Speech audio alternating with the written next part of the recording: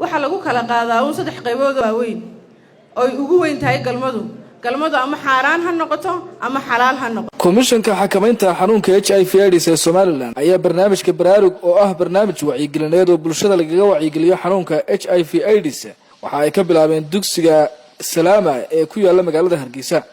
waxaana ardayda halkaasi ugu soo bandhigeen qaabka looga hortagayo xanuunka HIV/AIDS iyo sida loogu baahan yahay in ay ardaydu ku baraarugsanaadaan halista xanuunkaasi leeyahay waxaana halkaasi ka hadashay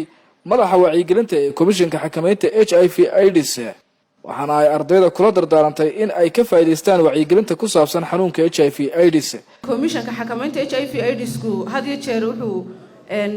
ugu jiraa inuu dhalinyarta iyo bulshada qaybaheeda kala duwan wacyigelinta gaarsiiyo oo u mariyo meelo kala duwan inaan iskuulada tagno jaamacadaha tagno goobaha lagu ciyaarayo tagno TV-yada iyo raadiyoyada ka sii dayno oo media laftirkiisa aan isticmaalno waxaan rajaynayaa wacyigelintan maanta idin soo jeedinayna inaad ka faa'iidi doontaan haddii alla qadaro waxa jira su'aal baa ay isweydiinaysaan oo ah hadiiba tawgu horeyso ah galmada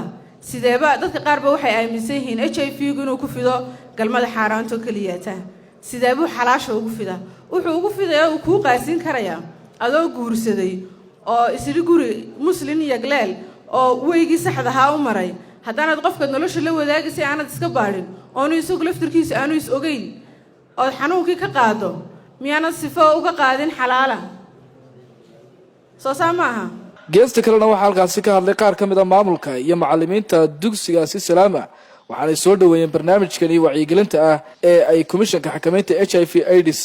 gaarsiinayaan wacyigelinta goobaha wax lagu barto iyo meelo badan oo kamid ah dalka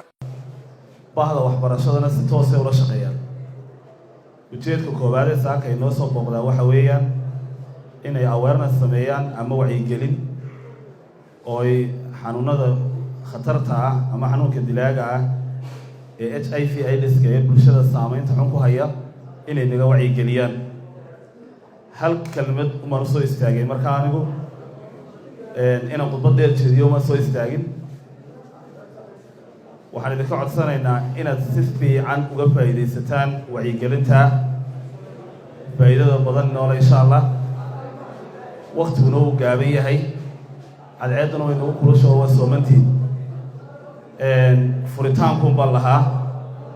waan soo dhaweynaynaa insha Allah barnaamijkuna way noo furay xanuunkan HIV/AIDS ku waa xanuun maxaa la yiraahdaa emergency diseases xanuunada waxa loo qaybiyaa emergency iyo re-emergency xanuunada waa xanuun hore u sii jiray oo bulshada ku dilaacay iyo xanuun emergency ah oo caalamka ku cusub horaantii 1980-maadkii ayaa xanuunkani oo dunida ku soo biiray marka waa xanuun emergency baa la oran karaa caalamka oo dhan uu wada gaadhay oo wuxuu ku yahay waa pandemic waxaan maxaa la yiraahdaa inagu baraarujin lahay inaad maxaa la yiraahdaa wixii uu ku gudbayna aad maxaa la yiraahdaa ka fogaataan waxa leeyahay wixii aanu ku gudbayna aanad qofkii Ilaahay subhanahu wa ta'ala ugu talagalay xanuunka uu ku dhacay aana loo fogo